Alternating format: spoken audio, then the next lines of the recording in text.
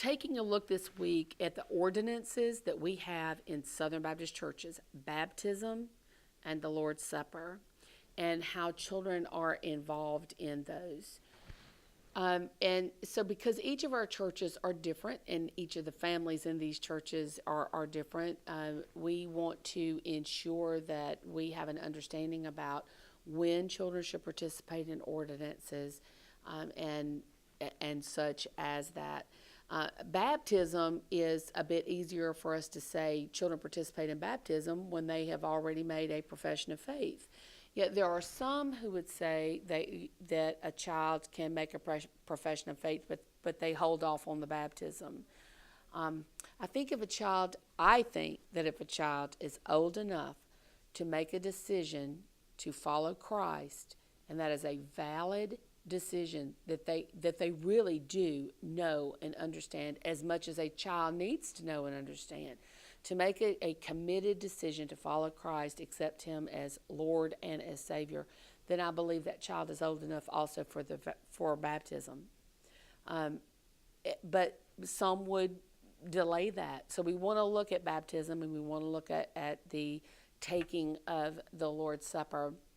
I have been in other churches. I was in a Lutheran church a couple of years ago with my daughter, and the elements were distributed, and they did not give her the elements because of her age and their tradition.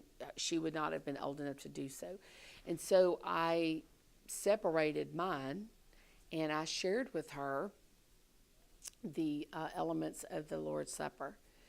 After church, and actually I appreciated this that happened after church.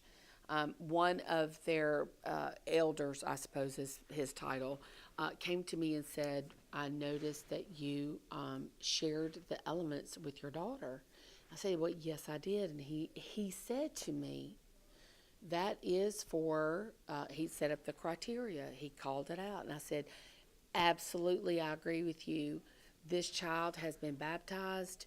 She is a follower of Christ. And he said, well, then, all right. I said, we are in different traditions. He said, but I felt it was my responsibility to talk to you. He didn't know anything about us.